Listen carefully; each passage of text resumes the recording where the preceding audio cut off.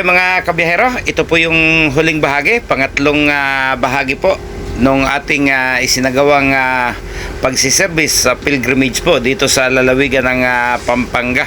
So ito na po yung panglimang simbahan. Ang simbahan na po mismo o yung katedral po mismo ng lungsod po ng Angeles mga kabiyahero.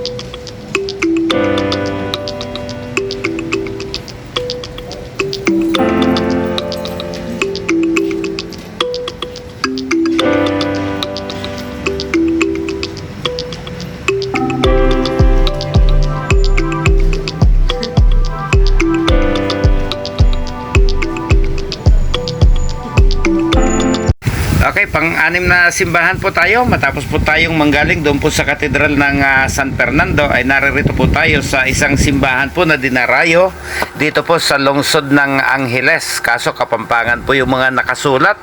Ito daw po yung tinatawag na Apo Makalolo. So hindi po natin alam kung anong ibig sabihin. Malamang po yung pong Black Nazarene ang kanila pong tinutukoy. Napaka-solemne po nung lugar na ito kapag pumasok po kayo sa loob. At mukhang antik na rin po yung pagkakayari ng simbahan. Ang problema po, bus po ang dala natin, napakasisiki po ng kalsada papasok dito.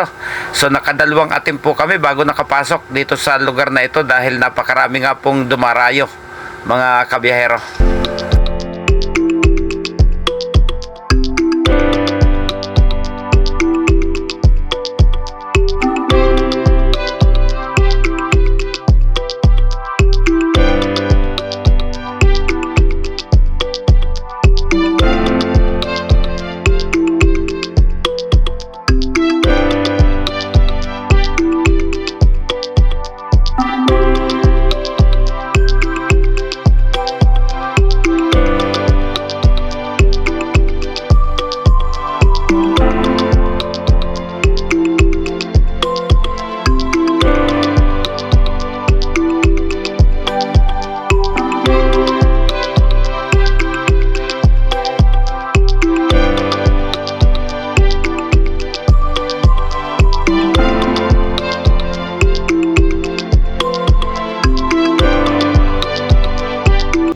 Okay, bagamat late po tayo ng almost 30 minutes doon po sa target nilang oras.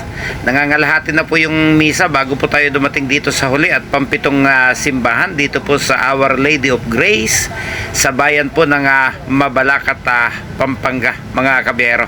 So kahit pa paano natapos po natin ng maayos. Ito na po yung huling simbahan.